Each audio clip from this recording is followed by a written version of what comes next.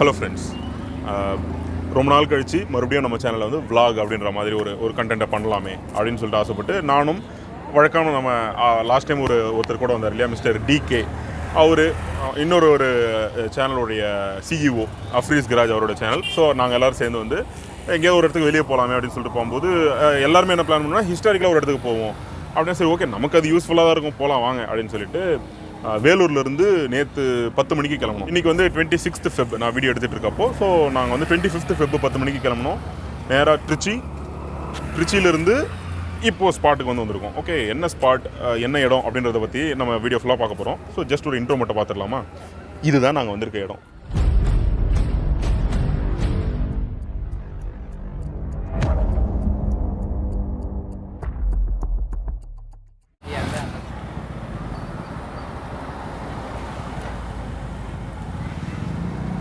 Okay, இங்கே தான் நம்ம வந்திருக்கோம். ஸோ ஓகே, அப்படியே உள்ளே போவோம். நிறைய பேர் இந்த மாதிரி கோயிலுக்கு வரதை வந்து வீடியோவை பார்த்துருப்பீங்க. ஸோ இதில் என்னால் என்ன டிஃப்ரெண்ட்டாக காட்ட முடியுமோ அதை தான் நம்ம வந்து இந்த வீடியோவில் பண்ண போகிறோம்.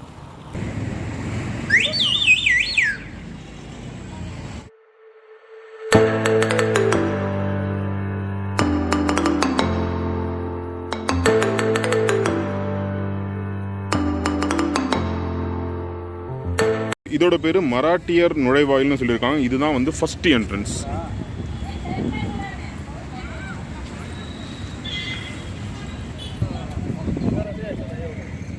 இது கோயிலுடைய அந்த ஃபர்ஸ்ட் நுழைவாயில். இதில் என்ன சொல்லியிருக்காங்க அப்படின்னு பார்த்தீங்கன்னா, இங்கே ஒரு ஸ்டீல் பிளேட் கொடுத்துருக்காங்க. இதுக்கு பேர் வந்து கேரளாந்தகன் திருவாசல் அப்படின்னு சொல்லியிருக்காங்க. என்ன அப்படின்னா, ராஜராஜ சோழன் சேரர்களை வெற்றி பெற்றதை கொண்டாடுற வகையில் இந்த நுழைவாயிலை கட்டினாரு அப்படின்னு சொல்லியிருக்காங்க. ஸோ அதுக்கப்புறமா இந்த நுழைவாயில் என்னென்ன டீட்டெயில்ஸ் இருக்குது, டேட்டாஸ் இருக்குன்றதெல்லாம் இருக்குது. ஸோ நம்ம முக்கியமாக பார்க்க வேண்டியது முதலாம் ராஜராஜனால் கட்டப்பட்ட இத்திருவாசல் எதுக்காகனா சேரர்களை எதிர்த்து வெற்றி பெற்றதை கொண்டாடும் வகையில். அடுத்தது கோயிலுடைய என்ட்ரன்ஸ்லேயே வந்து பார்த்தோன்னா நமக்கு வந்து எல்லா டீட்டெயிலும் கொடுத்துருக்காங்க. உங்களுக்காக இதை நான் ஒழுங்காக காட்டுறேன். Kindly take a look at this.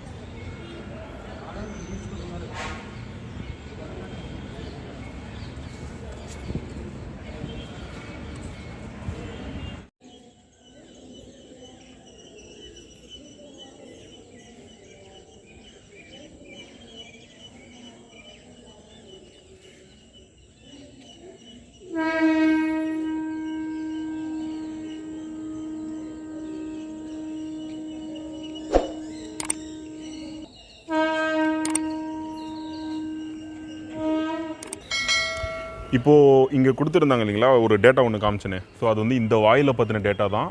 இங்கே பார்த்தீங்கன்னா இந்த துவார பாலகர்களோட சைஸ் வந்து கண்டிப்பாக 2 ஆளோட ஹைட் இருக்கும், அரௌண்ட் 12 feet. ஸோ ஃபோனில் பார்க்கும்போது உங்களுக்கு சின்னதாக தெரியலாம், அவ்வளோ பெருசு இருக்குது. அண்ட் இதுதான் நாம் கோர்.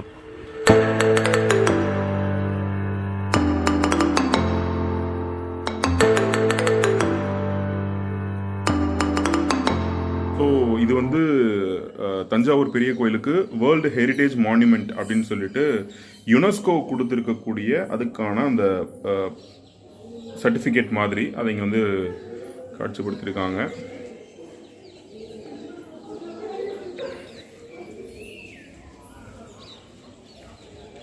My God.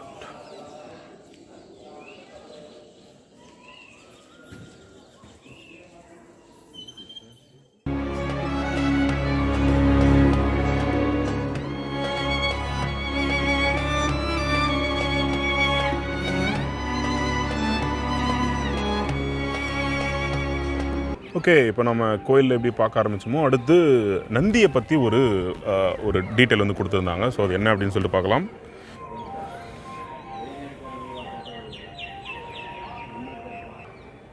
ஸோ இதில் என்ன சொல்லியிருக்காங்க அப்படின்னு பார்த்தீங்கன்னா, தஞ்சாவூர் பெரிய கோயில் இருக்கக்கூடிய அந்த பெரிய நந்தி, நிறைய பேர் ஃபஸ்ட்டு வந்த உடனே எல்லோரும் இந்த நந்தியை தான் போய் பார்ப்பாங்க. இந்த நந்தி வந்து ஆக்சுவலாக ராஜராஜ சோழன் டைம் பீரியட்லேயோ இல்லை சோழர்களுடைய டைம் பீரியட்லேயோ வைக்கப்பட்டது இல்லை. இது வந்து நாயக்கர் காலத்தில் வைக்கப்பட்டது அப்படிங்கிறது தான் அந்த இன்ஸ்கிரிப்ஷன் அங்கே வெளியே வச்சுருக்கக்கூடிய ஆர்கியாலஜிக்கல் டிபார்ட்மெண்ட்டுடைய அந்த ஸ்டீல் பிளேட் வந்து சொல்லுது. ஸோ இந்த நந்தி சோழர் காலத்து கிடையாது, இது விஜயநகர பேரரசு காலத்தில் வைக்கப்பட்ட நந்தி. அடுத்து நம்ம அடுத்த பிளேட் கிட்ட போகலாம். ஸோ நம்ம இப்போ பார்த்தா மாதிரி அந்த நந்தி பழைய நந்தி இல்லை அப்படிங்கிறதால ஒருவேளை இங்கே வைக்கப்பட்ட இந்த சின்ன நந்தி பழைய நந்தியாக இருக்குமோ அப்படிங்கிற டவுட் எனக்கு இருக்குது. ஒருவேளை அதுதான் உண்மை அப்படின்னா யாராவது இருந்தால் கண்டிப்பாக வந்து கமெண்ட்டில் சொல்லுங்கள். நம்ம அடுத்த ஸ்டீல் பிளேட் கிட்ட போவோம். அடுத்தது வாராகி சன்னதியை பற்றி ஒரு பிளேட் வந்து பார்த்தேன். அதில் என்ன சொல்லியிருக்காங்க அப்படின்னு பார்த்தீங்கன்னா, வாராகி அப்படின்றது மட்டும் இல்லாமல் சப்த கன்னிகள் அப்படின்னு சொல்லப்படுற அந்த 9 கன்னிகைகளுக்குமே வந்து ராஜராஜ சோழனால் கட்டப்பட்ட இந்த தஞ்சாவூர் பெரிய கோயிலில் வந்து சுற்றுப்பகுதிகளில் இருந்தது அப்படின்னு சொல்லியிருக்காங்க. திருச்சுற்று மாளிகையில் இருந்ததற்கான குறிப்புகள் உள்ளன அப்படின்னு போட்டிருக்காங்க. ஸோ எக்ஸாக்டாக அந்த காலகட்டத்துடைய சிலைகள் கிடைக்கலனா கூட அது இருந்ததுக்கான குறிப்பு இருக்குதுன்றதை வச்சு இங்கே வந்து பிரகாரம் வந்து வச்சுருக்காங்க வாராகிக்கு. ஸோ வரவங்க இங்கே நிறைய பேர் பூஜை பண்ணிட்டு போகிறாங்க. Let's move to the next plate. போகிற வழியில் அப்படியே பார்த்தீங்கன்னா அநேகமாக இது அந்த பீரங்கிக்கான இதுவாக தான் இருக்கணும்னு நினைக்கிறேன். இது கண்டிப்பாக சோழர் காலத்தில் தான் இருக்கிறதுக்கான வாய்ப்புகள் மிக மிக குறைவு. அதை பற்றி எதுவும் இல்லை. வாங்க அடுத்து போகலாம். ஸோ இதுதான் வந்து அந்த கோயிலுடைய அந்த திருச்சுற்றுன்னு சொல்லியிருந்தாங்க இல்லைங்களா, அது வந்து இதுதான். கோயிலை சுற்றி, கோயில் வந்து சென்டரில் இருக்குது, கோயிலை சுற்றி வந்து இந்த திருச்சுற்றுன்றது இருக்குது. ஸோ இதை சுற்றி பார்க்கும்போது நிறைய விஷயங்கள் இருக்கும் அப்படின்னு கண்டிப்பாக எக்ஸ்பெக்ட் பண்ணலாம். ஸோ இப்போ ஃபுல்லாக கவர் பண்ணுறதுக்கு டைம் இல்லாததுனால இந்த முக்கியமான ஸ்டீல் பிளேட்ஸை மட்டும் நான் வந்து கவர் பண்ணுறேன். ஸோ அடுத்த ஸ்டீல் பிளேட் கிட்ட போகலாம்.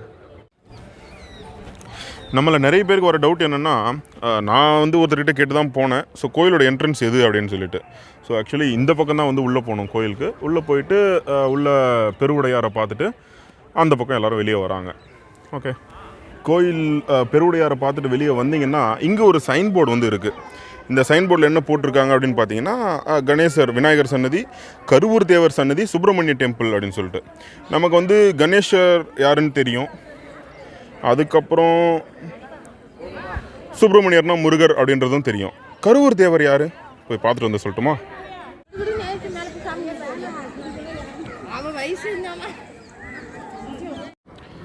கருவூர் தேவர்னா யாருன்னு சொல்கிறேன்னு சொன்னால, கருவூர் தேவர் யாருன்னா ராஜராஜ சோழன் அவருடைய காலத்தில் அவருக்கு கற்பிக்கிறதுன்னு ஒரு குரு இருக்கணும்ல, அந்த குரு தான் இந்த கருவூர் தேவர். அடுத்த ஸ்டீல் பிளேட்டாண்ட போகலாம். அதுக்கு கொஞ்சம் மேலே பார்த்தீங்கன்னா இது நம்ம நிறைய வந்து வீடியோஸில் பார்த்துருப்போம். ஒரு சைனீஸ் இல்லைனா வந்து ஒரு ரோமனுடைய ஃபேஸ் இருக்குது அப்படின்னு சொல்லியிருப்பாங்க. ஸோ அந்த மாதிரி ஒருத்தரோட ஃபேஸ் தான். அதே மாதிரி அந்த ரோமன் எம்பையரோட ஃபேஸை இந்த கோயிலோட மறுபக்கம் இருக்குது. நான் அதை வந்து அந்த பக்கம் போகும்போது காட்டுறேன். அடுத்தது கோயிலுடைய தென்மேற்கு பக்கத்தில் இருக்கக்கூடிய விநாயகர் சன்னதி. ஸோ இங்கே என்ன கொடுத்துருக்காங்கன்னா, இந்த விநாயகர் சன்னதியில் இருக்கக்கூடிய அந்த வாசற்படியில் ஒரு கல்வெட்டு இருக்குது. அந்த கல்வெட்டு வந்து இந்த கோயில் வந்து மன்னன் சரபோஜி, மராட்டிய மன்னன், அவர் கட்டினது அப்படின்ற மாதிரியான வந்து விஷயத்த சொல்லியிருக்காங்க. அதுக்கப்புறமா இங்கே இருக்கக்கூடிய தூண்கள், அப்புறம் இங்கே இருக்கக்கூடிய பெயிண்டிங்ஸ், அதை பற்றியெல்லாம் வந்து இங்கே டீட்டெயிலாக வந்து இந்த அந்த ஸ்டீல் பிளேட்டில் வந்து மென்ஷன் பண்ணியிருக்காங்க. ஸோ இதுதான் அந்த தென்மேற்கில் இருக்கக்கூடிய விநாயகர் சன்னதி. ஸோ நம்ம வந்து அடுத்த இடத்துக்கு போவோமா? ஸோ அந்த கோயிலுடைய வாயிற்படியில் போடப்பட்டு இருக்கக்கூடிய மராட்டிய கல்வெட்டுன்னு சொல்லியிருந்தாங்க இல்லையா அந்த ஸ்டீல் பிளேட்டில், அது வந்து இங்கே தான். கோயிலுடைய சைடில் நீங்கள் அந்த விநாயகரை சுற்றி வர வந்தீங்கன்னா இந்த கல்வெட்டை வந்து நீங்கள் கண்டிப்பாக நோட்டீஸ் பண்ணலாம். ஸோ எல்லாத்துலேயுமே இந்த வேண்டலைசேஷன் அப்படின்றது நடக்க தான் செய்யுது. ஓகே, பொதுவாகவே தஞ்சாவூர் பெரிய கோயிலுடைய ஸ்பெஷாலிட்டின்னு சொல்லப்படுறது வந்து இங்கே இருக்கக்கூடிய அந்த ஹிஸ்டாரிக்கல் ரெஃபரன்சஸ் அண்ட் நோட்டீசஸ் தான். இங்கே நிறைய கல்வெட்டுகள் வந்து சுற்றி பார்க்கப்படும் அப்படின்னு சொல்லுவாங்க. இது வந்து அந்த மன்னன் வைக்கிறதுக்கு முன்னாடி இருந்திருக்கக்கூடிய விநாயகர் சன்னதியாக இது இருக்குன்னு நான் நினைக்கிறேன். ஆமாம் அப்படின்னா யாராவது கண்டிப்பாக கமெண்ட்டில் பண்ணி தெரியப்படுத்துங்கள். நம்ம அந்த பக்கம் எப்படி வந்து ஒருத்தருடைய முகத்தை வந்து நான் உங்களுக்கு ஜூம் பண்ணி காமிச்சேன் இல்லையா, ஸோ அதே மாதிரி கோயிலுடைய பின்னாடி பக்கத்துலேயும் வந்து இங்கே ஒருத்தருடைய முகம் வந்து இருக்குது. ஸோ இது யார் என்னங்கிறது தெரியல. தயவுசெய்து யாராவது தெரிந்தால் நிச்சயமாக தெரியப்படுத்துங்கள். இது ஒருவேளை அந்த பூதகணங்கள் அந்த மாதிரி எதுவானோ சரியாக தெரியல. ஓகே, அடுத்தது கருவூர் தேவர் சன்னதி அப்படின்னு சொல்லிட்டு இது கோயிலுடைய பேக் சைடில் இருக்குது. இதுவும் அந்த கணபதி சன்னதிக்கு பக்கத்தில். ஸோ இதில் என்ன சொல்லியிருக்காங்க அப்படின்னா, சோழ மன்னன் ராஜராஜ சோழனுடைய குரு தான் கருவூர் தேவர். நான் ஏற்கனவே சொன்ன மாதிரி இந்த கருவூர் தேவருடைய உதவியால் தான் வந்து உள்ளே இருக்கக்கூடிய அந்த பெரிய பிரகதீஸ்வரர் அப்படின்னு சொல்லப்படுற அந்த பெருவுடையார் அந்த லிங்கத்தை அவர் செஞ்சார் அப்படின்னும், இவங்க 2 பேருடைய ஸ்டாச்சு வந்து இந்த கோயிலுடைய சுற்று வட்டாரத்தில் சுற்றுப்பகுதியில் இருக்குது அப்படிங்கிறதையும் இதில் வந்து சொல்லியிருக்காங்க. ஸோ இதுதான் கருவூர் தேவருடைய சன்னதி. அடுத்து நீங்கள் நிறைய பேர் இதை நோட்டீஸ் பண்ணியிருக்கிறதுக்கு வாய்ப்பு இருக்குது. இந்த கோயிலுக்கு வந்தவங்க எல்லாருமே கோயிலுடைய மோஸ்ட் ஆஃப் எல்லா இடங்கள்லையுமே வந்து கல்வெட்டுகள் நிரம்பி இருக்கும் அப்படின்னு சொல்லுவாங்க. ஸோ நான் பார்த்தப்போ பெரிய கோயிலுடைய இந்த ஏரியாவில் கூட கல்வெட்டுகள் இருக்குது அப்படிங்கிறது ரொம்பவே கூஸ்பம் மொமெண்ட் தான் கண்டிப்பாக. இந்த மாதிரி இது வந்து கோயிலை சுற்றி இருக்குது, ஒரு பகுதியில் மட்டுமோ இல்லை ஒரு மூலையில் மட்டுமோ இல்லாமல் கோயிலை சுற்றி இந்த கல்வெட்டுகள் வந்து இருக்குது. அடுத்தது சுப்பிரமணியர் அந்த கோயிலுடைய அந்த ஸ்டீல் பிளேட் தான் இப்போ நம்ம பார்த்துட்டு இருக்கோம். இது என்ன சொல்லியிருக்காங்கன்னா, இதுவும் வந்து ராஜராஜ சோழனால் கட்டப்படலை. இது செவப்ப நாயக்க அப்படின்னு சொல்கிற நாயக்க மன்னரால் கட்டப்பட்டது. இவர் வந்து 16ஆம் நூற்றாண்டில் இருக்கிறதா வந்து இந்த ஸ்டீல் பிளேட்டை வந்து மென்ஷன் பண்ணியிருக்காங்க. ஸோ இதோடைய ஸ்பெஷாலிட்டிஸ் என்ன, இது எந்த அளவுக்கு நுணுக்கமாக செய்யப்பட்டிருக்கு அப்படின்றத பற்றிலாம் இதில் சொல்லியிருக்காங்க. ஸோ இந்த ஸ்கல்ப்சர்ஸ் அதோடைய அந்த அந்த டீட்டெயிலிங்ஸ் இதெல்லாமே நீங்கள் வந்து கோயில் உள்ளேயும் சரி வெளியேயும் சரி கண்டிப்பாக நிறைய பார்க்கலாம். இது வந்து செவப்ப நாயக் அவருடைய டைம் பீரியடில் இங்கே இன்ஸ்டால் செய்யப்பட்டிருக்கு. நீங்கள் கவனிச்சிங்கன்னா அதிகப்படியான சிற்பங்கள் ரொம்ப கம்மியான இடத்துக்குள்ளே இருக்கிற மாதிரி நீங்கள் பார்க்கலாம். ரொம்ப சின்ன பெருவுடையார் கோயிலுக்கு கம்பேர் பண்ணும்போது இது ரொம்ப சின்ன பிரகாரமாக இருந்தாலும் ரொம்பவே நுணுக்கமாக செஞ்சுருப்பாங்கன்னு சொல்லிட்டு அந்த ஸ்டீல் பிளேட்லேயே மென்ஷன் பண்ணியிருந்தாங்க. அதுக்கேற்ற மாதிரி நம்மளாலையும் அதை வந்து பார்க்கவே முடியுது. ரொம்ப நுணுக்கமாக சில சின்ன சின்ன விஷயங்களை வந்து ரொம்ப டீட்டெயில்டாக பண்ணியிருக்காங்க அப்படின்ட்டு மென்ஷன் பண்ணியிருந்தாங்க.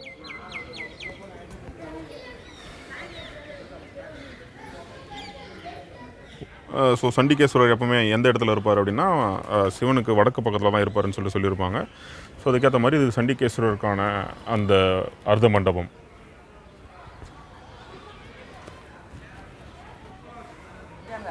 ஸோ நாம் எப்படி இப்போது 2 இது வந்து பார்த்தோமோ அதே மாதிரி இந்த பக்கம் கோயிலுடைய வடக்கு பக்கம் வந்து பார்த்திங்கன்னா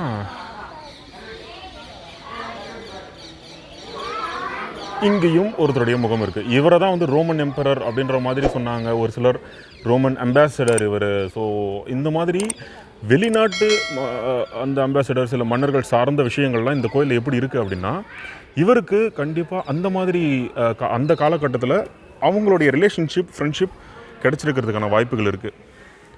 அந்த மாதிரியான நட்பு காரணமாக தான் இந்த மாதிரியான விஷயங்கள் இங்கே இன்ஸ்டால் செய்யப்பட்டிருக்கும் அப்படிங்கிறது தான் அனுமானம். இன்றைக்கி நாம் கம்யூனிகேஷன் நல்லா டெவலப் ஆனதுனால இங்கே இருக்கக்கூடிய அந்த கம்யூனிகேஷன்லாம் தாண்டி அன்றைக்கி கடல் கடந்து கப்பல் மூலியமாகவோ, கண்டிப்பாக கப்பல் மூலியமாக தான் போயிருக்கணும், கப்பல் மூலியமா இப்படி ஒரு ஃப்ரெண்ட்ஷிப், அந்த ஃப்ரெண்ட்ஷிப்பின் காரணமாக இந்த மாதிரி விஷயம் என்னுடைய மாஸ்டர் பீஸில் உங்களை நான் ப்ளேஸ் பண்ணுறதுன்றதெல்லாம் வந்து அந்த ஃப்ரெண்ட்ஷிப்பின் வெளிப்பாடு தான்.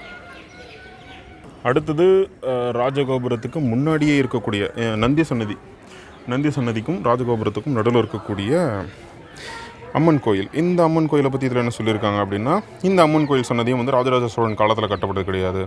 இது வந்து 14ஆம் நூற்றாண்டில் பாண்டிய அரசர்களால் வந்து எழுப்பப்பட்டது. அதே மாதிரி அந்த சன்னதி வந்து அவங்க எழுப்பப்பட்டது. முன்னாடி இருக்கக்கூடிய மணிமண்டபம் அப்படிங்கிறது வந்து நாயக்க மன்னர்களால் கட்டப்பட்டது அப்படின்னும் வந்து சொல்லிட்டு இருக்காங்க இந்த ஸ்டீல் பிளேட்டில். ஸோ இந்த இடத்துக்கு பக்கத்துலேயே இருக்கக்கூடியது தான் வந்து இந்த நடராஜர் மண்டபம். இதில் என்ன மென்ஷன் பண்ணியிருக்காங்க அப்படின்னு பார்த்தீங்கன்னா, இந்த இடம் வந்து அந்த நடராஜருக்கான ஒரு சதுர வடிவ மண்டபம். இந்த மண்டபத்தில் இருக்கக்கூடிய நடராஜர் செப்பு திருமேனியில் செஞ்சது.